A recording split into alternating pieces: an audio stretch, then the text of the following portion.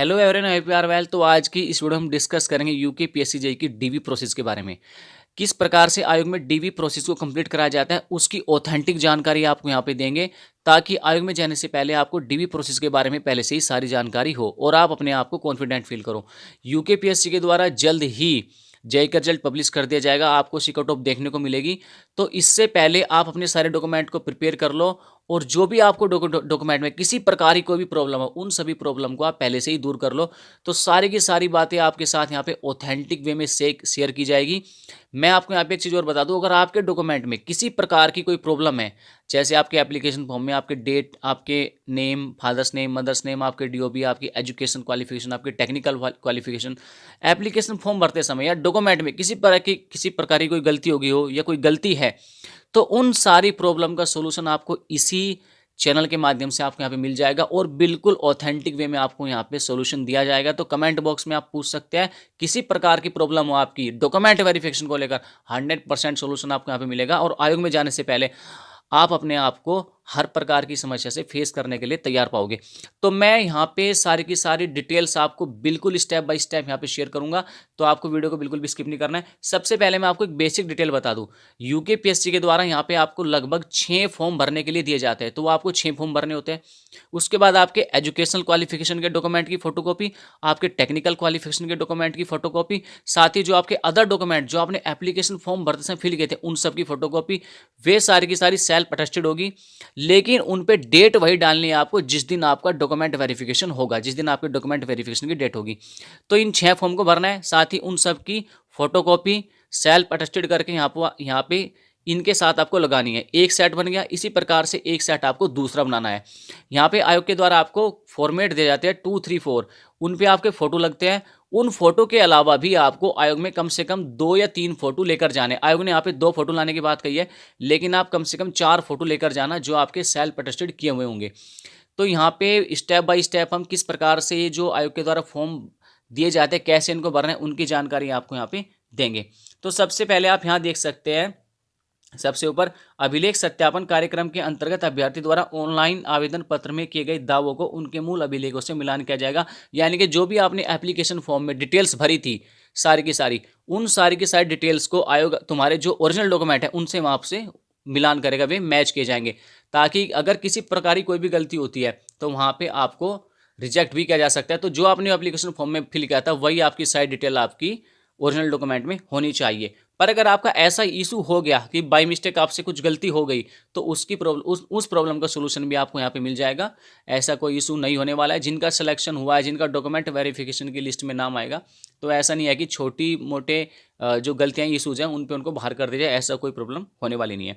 इस गैप के साथ आयोग की वेबसाइट पर निम्नलिखित प्रपत्र भी उपलब्ध कराए जाएंगे। जल्दी जैसे रिजल्ट पब्लिश किया जाएगा तो साथ ही साथ आयोग के द्वारा आपको ये सारे डॉक्यूमेंट का लिंक वहाँ पे दिया जाएगा, वहाँ से आप इसको डाउनलोड करके भर सकते हैं। ठीक है। उसके बाद है चेक लिस्ट के अनुसार अनिवार्य शैक्षिक अर्हता, अधिमानी अर्हता, आरक्षण हेतु प्रमाण पत्र आदि अभिलेखों की स्वयं प्रमाणित प्रतिलिपियों के 2 सेट के साथ नियत तिथि एवं समय पर आयोग में व्यक्तिगत रूप से उपस्थित होकर प्रस्तुत करेंगे। जैसे मैंने आपको बताया कि आपको 2 सेट इसके प्रिपेयर करने हैं। तो वे 7 डॉक्यूमेंट कौन कौन से हैं यहाँ पे देख लीजिए आप। सबसे पहले आपका चेकलिस्ट, उसके बाद है आपका ऑनलाइन एप्लीकेशन फॉर्म, उसके बाद है आपका ऑनलाइन प्रेफरेंस फॉर्म, ठीक है। उसके बाद आपका डिटेल्ड एप्लीकेशन फॉर्म जो आपको भरना है, फॉर्मेट संख्या 2 जिसको आयोग कहता है। उसके बाद आपका अटेस्टेशन फॉर्म, फॉर्मेट संख्या 3 जिसको आयोग कहता है। उसके बाद आपका इंडेक्स कार्ड होता है, फॉर्मेट संख्या 4। उसके बाद 7 है आपका नाम में भिन्नता के संबंध में स्वयं घोषणा। अगर किसी अभ्यर्थी के नाम में कोई डिफरेंस हो तो उसके बारे में भी आयोग यहाँ पे घोषणा पत्र आपको देता है भरने के लिए, जिससे आपको किसी प्रकार का कोई इशू ना हो। तो उसको यहाँ पे भरना है, लेकिन नहीं भरना है जिनके नाम में कोई भिन्नता हो। उसके बाद है सीरियल नंबर 8, पासपोर्ट साइज के 2 नवीनतम स्वयं प्रमाणित फोटोग्राफ परपत्र संख्या 2, 3, 4 के फोटो के अतिरिक्त, यानी कि जो आपके फॉर्मेट 2, फॉर्मेट 3, फॉर्मेट 4 में फोटो लेंगे, उनके अलावा भी आपको आयोग में फोटो लेकर जाने कम से कम 2। तो आप 4 ही ले जाना, कोई दिक्कत नहीं है। वैसे 2 फोटो में काम हो जाएगा, 4 फोटो आप लेकर चले जाना। तो चेक लिस्ट है, ऑनलाइन एप्लीकेशन फॉर्म है, ऑनलाइन प्रेफरेंस फॉर्म है। ऑनलाइन एप्लीकेशन फॉर्म सभी के पास होगा, आई थिंक होना भी चाहिए, ठीक है। उसके बाद है ऑनलाइन प्रेफरेंस फॉर्म। अभी आयोग के द्वारा आपको प्रेफरेंस भरने की डेट दी जाएगी और वहाँ पे उसको लिंक दिया जाएगा। आपको वहाँ से अपनी प्रेफरेंस भरने के बाद आपको वहाँ से वो प्रेफरेंस फॉर्म आपको डाउनलोड करना है। उस डाउनलोड करने के बाद आपको ये सारे के सारे डॉक्यूमेंट आपको लेकर जाने हैं बाकी डॉक्यूमेंट यहाँ पे फिल करने हैं, जैसे आपका detail application form, attestation form, index card fill करने हैं, और ऑनलाइन एप्लीकेशन फॉर्म और ऑनलाइन प्रेफरेंस फॉर्म आपको साथ ही लेकर जाने हैं। ओरिजिनल डॉक्यूमेंट आपको साथ लेकर जाने हैं, साथ ही आपको अपना आधार कार्ड साथ लेकर जाना है, क्योंकि आधार कार्ड की वहाँ पे आपको आवश्यकता पड़ेगी, आधार कार्ड वहाँ पे मैंडेटरी है। तो ये चीज़ें हैं। इसके बाद स्टेप बाय स्टेप जिस प्रकार से यहाँ पे सेल नंबर 1 से लेके सेल नंबर 8 की बात की है, तो इन सभी के बारे में स्टेप बाय स्टेप यहाँ पे डिस्कस करेंगे। यहाँ पे सबसे पहले बात कर लेते हैं चेक लिस्ट के बारे में। देखिए, चेक लिस्ट में आपको केवल और केवल हाँ या ना लिखना है, इसको आप हिंदी में फिल करना, ठीक है। तो यहाँ पे आप देख सकते हैं सबसे पहले आपका जो सीरियल नंबर फर्स्ट है उसमें आपका ऑनलाइन आवेदन पत्र की प्राप्ति, सभी के पास आपका ऑनलाइन एप्लीकेशन फॉर्म होगा, तो आपको उसमें हाँ लिखना है। विभागवार भरा गया ऑनलाइन वरीयता प्रपत्र, ऑनलाइन प्रेफरेंस फॉर्म, ये भी आपके पास होगा, इसमें भी आपको हाँ लिखना है। सीरियल नंबर 3 में है विस्तृत आवेदन पत्र, यानी कि फॉर्मेट संख्या 2, सीरियल नंबर 4 में है फॉर्मेट संख्या 3, सीरियल नंबर 5 में फॉर्मेट संख्या 4, फॉर्मेट 2, फॉर्मेट 3, फॉर्मेट 4, ये सभी कैंडिडेट भरेंगे, तो इन सब में आपको लिखना है हाँ। हाई स्कूल प्रमाण पत्र, हाई स्कूल अंक तालिका, इंटरमीडिएट प्रमाण पत्र, इंटरमीडिएट अंक तालिका, सीरियल नंबर 6 से लेकर सीरियल नंबर 9 तक, ये सभी की पास होगी, इसमें आपको लिखना है हाँ। देखिए, पहले क्या था, पहले हाई स्कूल और इंटरमीडिएट की जो मार्कशीट थी वो लगाती थी और सर्टिफिकेट लगाता था, लेकिन अब कंबाइन रूप से आते हैं, तो आपको उन सब में ही हाँ लिखना है। उसके बाद सीरियल नंबर 10 में है विज्ञापन में उल्लेखित विभागवार अनिवार्य शैक्षिक अर्हता के सापेक्ष ऑनलाइन आवेदन पत्र में दावित किसी मान्यता प्राप्त संस्था डिप्लोमा या प्रमाण पत्र डिग्री, तो इसमें आपको लिखना है, सभी के पास डिप्लोमा होगा, तो इसमें लिखना है आपको हाँ। उसके बाद 11 देखिए, यहाँ पे डिजायरेबल क्वालिफिकेशन है, इसमें अगर आपके पास है ये चीज़, अगर आपने ऑनलाइन एप्लीकेशन फॉर्म भरते समय फिल की थी, तो इसमें लिखना है आपको हाँ, नहीं तो उसको छोड़ देना है, कोई भी फर्क नहीं पड़ेगा, क्योंकि जो आपका सिलेक्शन होगा वो आपकी मिनिमम क्वालिफिकेशन के आधार पर होगा, यानी कि आपकी जो डिप्लोमा क्वालिफिकेशन है, हाई स्कूल, इंटरमीडिएट और आपकी डिप्लोमा की, उसके आधार पर आपका सिलेक्शन होगा। इसके अलावा चाहे आपके पास बीटेक हो, एमटेक हो, डिजायरेबल क्वालिफिकेशन हो, एडिशनल एक्सपीरियंस हो, कुछ भी हो, वो वहाँ पे कोई वैल्यू नहीं रखते हैं, आपकी मिनिमम क्वालिफिकेशन ही आप वहाँ पे आपको वैल्यू रखती है। आपके प्रमोशन के टाइम जब आप कभी आपको प्रमोशन की आवश्यकता पड़ेगी, तो उस टाइम आपका बीटेक एमटेक काम आएगी। अभी फिलहाल आपका सिलेक्शन होने जा रहा है, तो आपके डिप्लोमा ही आपका यहाँ पे वैल्यू रखेगा, और उसी के आधार पर यहाँ पे आपका सिलेक्शन किया जाएगा। तो डिजायरेबल क्वालिफिकेशन आप अगर आपने भरी है, तो ही आप यहाँ पे हाँ लिखना, वरना यहाँ पे आप डैश मार सकते हो या नहीं लिख सकते हो। उसके बाद है यहाँ पे 12-13 में आपका जो आपका आरक्षण का सर्टिफिकेट है, तो उसके बारे में आपको यहाँ पे लिखना है हाँ या ना, अगर आपके पास है हाँ, अगर नहीं है तो नहीं। उसके बाद 14 में आपका मूल निवास है, सभी के पास होगा, हाँ लिखना है। 15-16 यहाँ पे आप देख लेना है। उसके बाद मैं आपको यहाँ पे डायरेक्ट बताता हूँ, यहाँ पे 17 यदि अभ्यर्थी के नाम पिता के नाम में विभिन्न प्रमाण पत्रों में सामान्य न हो, तो उक्त के संबंध में स्व घोषणा प्रपत्र मूल रूप में, अगर आपके नाम में कोई डिफरेंस है, अगर आपने भरा है जैसे वो, तो उसमें लिखना है हाँ, अगर नहीं है तो नहीं लिख देना।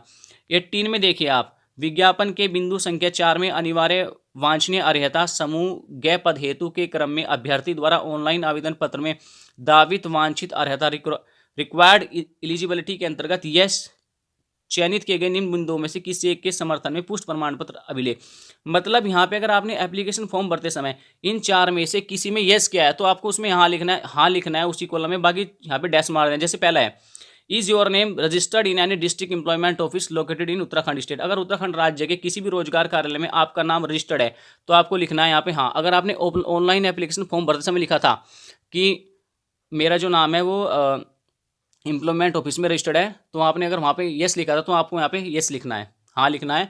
अगर नहीं लिखा तो यहाँ पे आप इसको छोड़ देना है। तो इस प्रकार से सारी की सारी चीज़ें यहाँ पे दी हुई है। जैसे आपका आर यू एम्प्लॉयड, क्या आप एम्प्लॉयड हो, क्योंकि फॉर्म भरते समय डिटेल भरनी होती है, तो आपने वहाँ पे हाँ लिखा था ना लिखा था, तो लेकिन इनमें से आपको किसी एक का ही देना है यहाँ पे।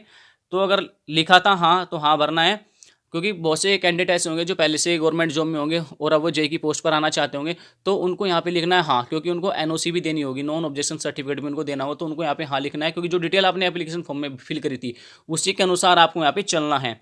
जैसे थर्ड है आपका, have you pass your high school and intermediate और any other equivalent exam for any recognised institute situated in the state of Uttarakhand, अगर आपने उत्तराखंड के किसी भी स्टेट, अगर आपने उत्तराखंड स्टेट में उत्तराखंड स्टेट से हाई स्कूल या इंटरमीडिएट की परीक्षा पास की हो, ठीक है, या उसके इक्विवेलेंट कोई भी एग्जाम पास किया हो रिकॉग्नाइज्ड इंस्टीट्यूट से, इंस्टीट्यूशन से जिसे उत्तराखंड ने मान्यता दी है, तो यहाँ पे आपको लिखना है हाँ, ठीक है, नहीं तो नहीं। तो ये 3-4 यहाँ पे बिंदु है, तो आप ऊपर यहाँ पे 18 को, इस कॉलम को अच्छे से पढ़ के यहाँ पे आप लिख सकते हो, इनमें से किसी एक का जवाब आपको देना है। उसके बाद है अभिलेख, अभ्यर्थी अभिलेख सत्यापन हेतु पहचान पत्र यथा Aadhaar card, voter ID card, driving licence आदि के मूल रूप से तथा स्वयं प्रमाणित 6 प्रति। तो आपको आधार कार्ड तो लेकर जाना है, आधार कार्ड की फोटोकॉपी भी आपको यहाँ पे लेकर जानी, वो भी सेल्फ प्रतिष्ठित करनी है। तो आधार कार्ड तो यहाँ पे आपको लिखना है हाँ, जिनके पास आधार कार्ड नहीं है, वोटर आईडी कार्ड या ड्राइविंग लाइसेंस की बात यहाँ पे कही गई है, तो वो भी आप लेके जा सकते हो। लेकिन आधार कार्ड ही मैंने तो आधार कार्ड तो सभी के पास हो, तो आधार कार्ड आपको यहाँ पे लेके जाना है, तो आपको यहाँ पे लिखना है हाँ। उसके बाद है पासपोर्ट साइज के 2 नवीनतम स्वयं प्रमाणित फोटोग्राफ। तो यहाँ पे आपको पासपोर्ट साइज के 2 नवीनतम स्वयं प्रमाणित फोटोग्राफ आपके पास है, तो आपको यहाँ पे हाँ लिखना है। तो ये तो था आपका चेकलिस्ट का।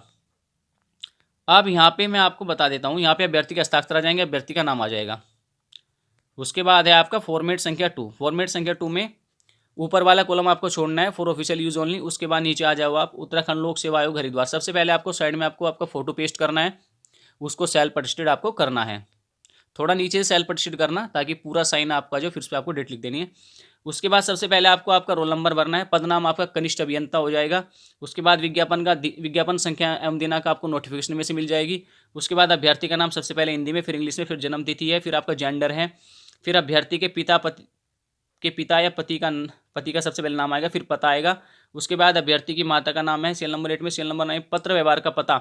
अगर आप प्रेजेंट में कहीं रह रहे हो तो वो पता भर रहे हैं। स्थाई में अगर आप कहीं और हो, जैसे मान लिया सपोज दैट अभी कोई मान लिया कोई उत्तर प्रदेश का है, वो उत्तर प्रदेश में उनका स्थायी पता है, लेकिन उन्होंने अपनी 10th और हाई स्कूल यहीं से किया है और अभी वो वर्तमान में हरिद्वार में रह रहे हैं, तो उन्हें अपना वर्तमान पता हरिद्वार भरना है और स्थायी पता जो उत्तर प्रदेश में वो भरना है। या कोई कैंडिडेट ऐसा है जो अभी हरिद्वार में रह रहा था, हरिद्वार में उनका स्थायी घर है, ठीक है, उसके बाद वो कहीं जाके देहरादून रह रहा है, लेकिन देहरादून में ही वो अपना वर्तमान पता देना चाहता है, वहीं पर रह तो वहाँ पे अपने उसको वर्तमान पता भरना है और स्थायी पता अपना भरना है हरिद्वार का। तो ये आप देख लेना, अगर आपका दोनों सेम है, अगर आप रह भी हरिद्वार में रहे हो, काम भी वहीं पे कर रहे हो, दोनों सेम है, तो आपको दोनों में ही सेम चीज़ यहाँ पे भरनी है, ठीक है। उसके बाद है मोबाइल नंबर हो गया, ईमेल आईडी आपको यहाँ देनी है। मोबाइल नंबर आपको वही देना है जो आपका कंटिन्यू चल रहा हो, ऐसा नंबर मत देना जो आपका स्विच ऑफ हो या आउट ऑफ रेंज हो, मिले ना, क्योंकि कई बार ऐसा होता है कि डॉक्यूमेंट में इशू हो जाता है, तो कुछ ना कुछ तो आयोग आपको फ़ोन भी कर सकता है। उसके बाद आप यहाँ पे देख लेना, इसमें निम्न में से किसी एक अभिलेख जिसका प्रारंभिक आवेदन में पत्र में उल्लेख किया गया था का विवरण अंकित करता स्वयं प्रतिलिपि संलग्न, जैसे Aadhaar card, PAN card, voter ID. तो आधार कार्ड हो गया, तो उसी के बारे में आपको यहाँ पे आपको उसका विवरण अंकित करना है, स्वयं प्रतिलिपि भी आपको संलग्न करनी है, ठीक है। उसके बाद 14 है, क्या अभ्यर्थी था अथवा अभ्यर्थी के पिता पति का जन्म अथवा अधिवास से भारतीय नागरिक है, तो हाँ। तो ये सारी की सारी डिटेल छोटी छोटी डिटेल्स हैं, ये आप देख लें। अगर कोई इशू हो तो कमेंट बॉक्स में आप पूछ सकते हो।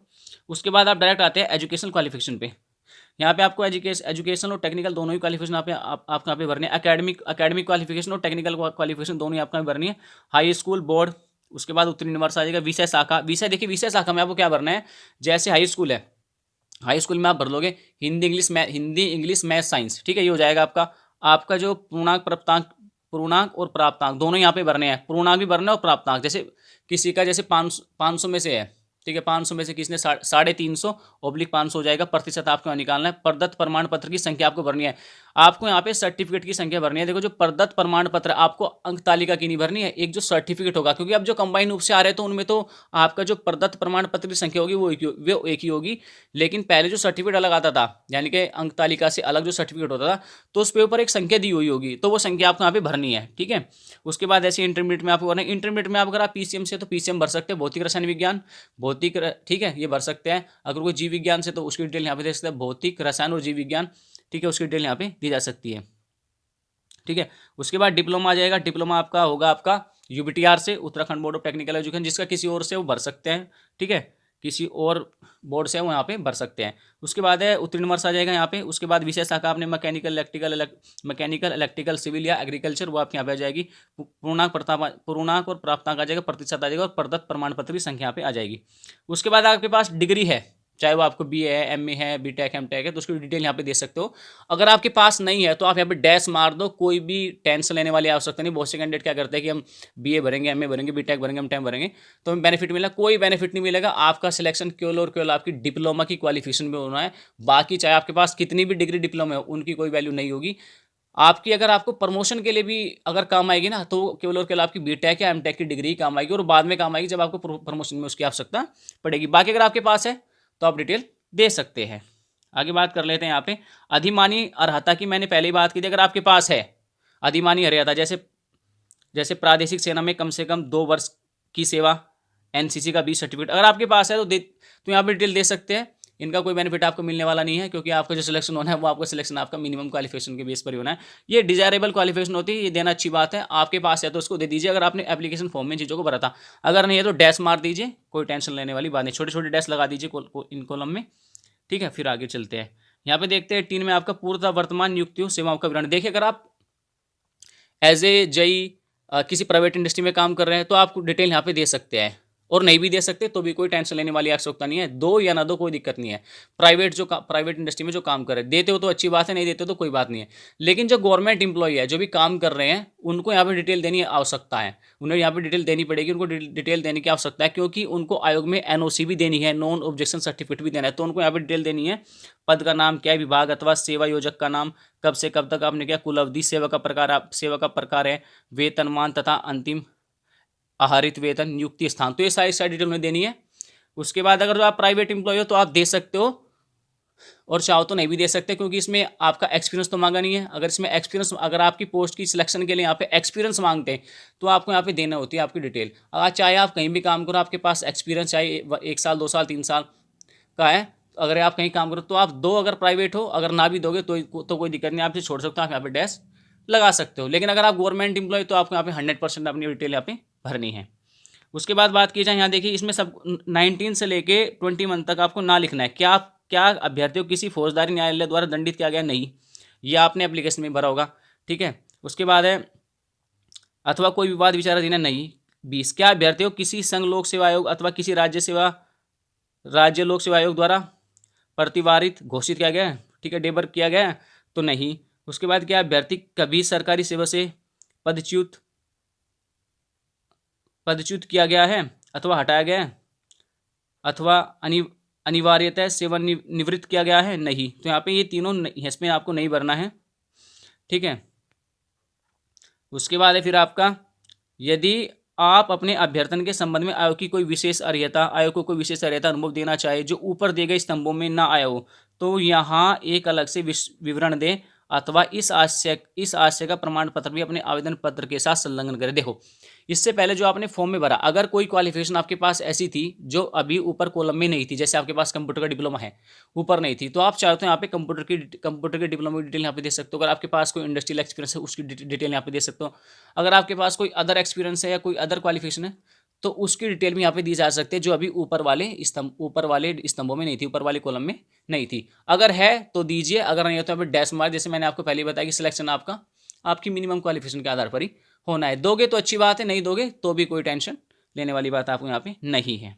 उसके बाद अभ्यर्थी द्वारा घोषणा, यहाँ पे आपका अभ्यर्थी का हस्ताक्षर आ जाएगा, पूरा नाम आ जाएगा, पता आ जाएगा, अंगूठे का निशान, पुरुष का दायां, महिला का बायां, दिनांक, स्थान। दिनांक आपको ध्यान रखना वही भरना है जिस दिन आपको डॉक्यूमेंट वेरिफिकेशन होगा। अब ये आपका रिजल्ट आएगा, रिजल्ट आने के बाद ये सारे के सारे डॉक्यूमेंट की लिस्ट आपको आयोग के द्वारा प्रोवाइड कराई जाएगी। आप उसी दिन डाउनलोड करके भर लेना, लेकिन भरते वक्त एक बात याद रखना कि आपको डेट वही डालनी है जिस दिन आपका डॉक्यूमेंट वेरिफिकेशन हो। जैसे आज रिजल्ट पब्लिश हुआ तो आज ही साथ साथ आयोग इसकी आपको डॉक्यूमेंट वेरिफिकेशन की लिस्ट भी दे देगा। यानी कि आज मतलब कहने का कि कल हो या जब भी आयोग इसका रिजल्ट पब्लिश करे तो साथ ही साथ इन सभी डॉक्यूमेंट का लिंक आपको दिया जाएगा। तो डाउनलोड आपको उसी दिन करने हैं और उसी दिन आपको फिल भी करना है, लेकिन डेट वही डालना जिस दिन आपका डॉक्यूमेंट वेरिफिकेशन होगा। स्थान आपका हरिद्वार आ जाएगा। संलग्नों की संख्या आपने कितने इसमें लगाए, 1 2 3 4 5 6 7 8 9, तो यहाँ पे लिखना है। अगर ज़्यादा है ना तो 10 11 12 13 यहाँ पे आप बढ़ा सकते हो, ठीक है। कौन कौन से संलग्न लगाए, जैसे आपका सबसे पहला चेक लिस्ट हो गया, उसके बाद आपका ऑनलाइन एप्लीकेशन फॉर्म होगा, ऑनलाइन आपका प्रेफरेंस फॉर्म हो गया, डिटेल एप्लीकेशन फॉर्म हो गया, अटेस्टेशन फॉर्म हो गया, इंडेक्स कार्ड हो गया। तो ये सारे के सारे यहाँ पर लिखने हैं आपने कौन कौन से यहाँ पे लगाए हैं। उसके नीचे यहाँ पे स्पेस बचा हुआ है, यहाँ पे अपना सेल्फ अटेस्टेड शो कर नाम लिख के साइन सिग्नेचर करके यहाँ पे साइन कर देना। उसके बाद है फॉर्मेट 3। फॉर्मेट 3 भी आपका सेम फॉर्मेट 2 की तरह ही है। तो देख लीजिए आप यहाँ पे सारी की सारी डिटेल आपको उसी प्रकार से आपको भरनी है। ये भी आसान है काफ़ी आपका, ठीक है। तो इसको आप भर सकते हैं उसी के आधार पर। यहाँ पे जैसे 14 है, अभ्यर्थी के वर्तमान पते के आधार पर क्षेत्र के ऐसे 2 जिम्मेदार व्यक्तियों के नाम व पूर्ण पता जो अभ्यर्थी को जानते हो। तो ये तो आप आसानी से भर ही लोगे, इसमें कोई ऐसा इशू होने वाला नहीं। अगर कोई इशू है तो आप कमेंट बॉक्स में पूछ सकते हो, ठीक है। बाकी यहाँ पे वही डिटेल आपको भरनी है जैसे पहले वाले में थी। अब आपका आता है फॉर्मेट नंबर 4। इसमें भी आपका एज ए डीस है। यहाँ पे आप देख सकते हैं सारी की सारी डिटेल ऐसी है जैसे फॉर्मेट 2 में थी, तो ये भी आपको भरनी है। यहाँ पे आप देख सकते हैं वो ये डिटेल है। अब लास्ट वाला आपका फॉर्मेट आता है जो है वो आपका नाम में भिन्नता के संबंध में स्वघोषणा। तो यहाँ पे आप देख सकते हैं, आप भर सकते हैं इसको आसानी से। ये भी बिल्कुल ईजी है, तो इसको आप भर लेना। बाद में घोषणा करता कि हस्ताक्षर, नाम, अनुक्रमांक, परीक्षा का नाम, तो ये आप सारी डिटेल यहाँ पे फिल कर सकते हो। तो सारे के सारे डॉक्यूमेंट यहाँ पे आपने देखे किस प्रकार से आपको फिल करना है। फिर भी अगर आपके मन में कोई डाउट है, किसी प्रकार की कोई भी प्रॉब्लम आपको डॉक्यूमेंट वेरिफिकेशन में आती है आयोग में जाने से पहले, तो आप कमेंट बॉक्स में पूछ सकते हैं। तो सारी की सारी प्रॉब्लम का सोल्यूशन आपको यहाँ पे ऑथेंटिक वे में मिलेगा। तो ये थी स्टूडेंट में कुछ जानकारी यूकेपीएससी के डॉक्यूमेंट वेरिफिकेशन के रिगार्डिंग। तो आज की वीडियो में बस इतना ही। तब तक के लिए wish all the best. Thank you.